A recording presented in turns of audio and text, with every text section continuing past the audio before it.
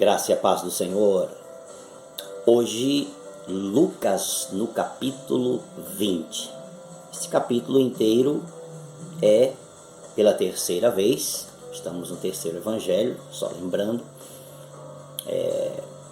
reacende ou volta à tona as mesmas discussões de Jesus, já próximo, caminhando para os eventos finais de sua estadia física, quando estava aqui, está no templo, e no templo há uma série de embates, e uma série de parábolas são contadas, uma série de perguntas que são feitas, principalmente a questão se é lícito pagar tributo a César, etc. e tal. No meio destas perguntas, há uma que nós já mencionamos em um outro evangelho, no entanto aqui tem alguns detalhes a mais. Cada escritor, cada autor dos evangelhos também percebeu nuances diferentes, porque são pessoas diferentes, percebem as coisas diferentes, mesmo a partir dos mesmos fatos. Um determinado momento perguntam a Jesus sobre aquele caso, certamente devia ser uma pergunta que os outros não estavam acostumados a responder, e eles mantiveram esta pergunta continuamente no meio das suas discussões. E aí vieram então os saduceus, essa turma que diz que não existe ressurreição. E versículo 28 de Lucas 20, perguntaram a Jesus: Mestre, Moisés nos deixou escrito que se um homem casado morrer sem deixar filhos, o irmão desse homem deve casar com a viúva e gerar descendentes para o falecido. Era uma lei, uma regra praticamente em desuso. No entanto, eles suscitam esta lei, esta regra, para questionar Jesus e ver se apanharia em alguma palavra, ou se o deixariam sem resposta.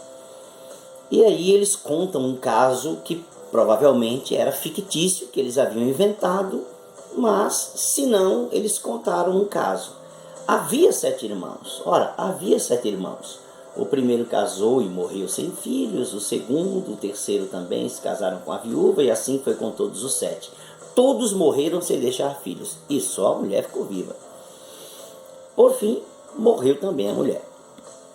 Portanto, na ressurreição, eles não acreditavam, por isso eles faziam essas perguntas capciosas. Portanto, na ressurreição, de qual deles a mulher será esposa? Olha que interessante. Vai ressuscitar, um novo céu, nova terra, ressuscitar, um novo mundo. Ela vai ser casada com quem? Né? Já que ela se casou com todos os 7. Olha que coisa impressionante. Jesus respondeu: os filhos deste mundo, portanto, desta criação, desta geração de seres humanos, casam e se dão em casamento. É natural que nesta presente ordem de coisas e nesta geração de seres humanos haja casamento. Né? Os homens se casam e se dão em casamento. Mas os que são considerados dignos de alcançar a era vindoura, um novo tempo, um novo momento, uma nova história, outras regras, os que são considerados dignos de alcançar a era vindoura e a ressurreição, dois aspectos diferentes da mesma coisa, dentre os mortos, não casam nem se dão em casamento, pois não podem mais morrer. Uma nova regra entra no jogo. A morte não faz parte mais da nova realidade que virá. Portanto, este corpo que não morre tem outras propriedades.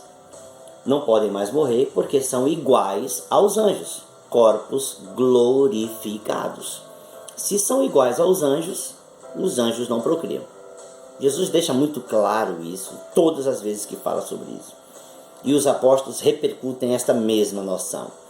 São iguais aos anjos e são filhos de Deus. Anjos são os filhos de Deus aqui, e como filhos de Deus semelhantes aos anjos, não podem se casar e não podem procriar. É óbvio, né? dentre os mortos, então, que são filhos de Deus, sendo filhos da ressurreição. E aí ele diz, e que os mortos ressuscitam, respondendo uma pergunta que os saduceus não fizeram, e que os mortos ressuscitam, Moisés indicou no trecho referente à sarça. Quando afirma que o Senhor é o Deus de Abraão, o Deus de Isaac e o Deus de Jacó. Quando Deus diz que ele é o Deus de Abraão, é o Deus de Isaac, ele é o Deus de Jacó, para Moisés, e esses patriarcas já tinham morrido há séculos, Jesus então diz, ora, Deus não é Deus de mortos, e sim de vivos, porque para ele todos vivem. Mesmo que os saduceus não quisessem a resposta, Jesus deu uma resposta a uma pergunta que eles não fizeram.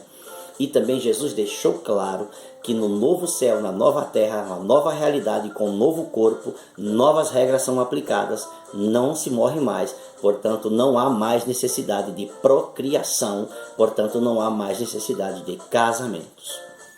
As regras são outras, um mundo novo, novas regras, uma nova ordem de coisas naquele futuro programado por Deus para nós. Deus abençoe você.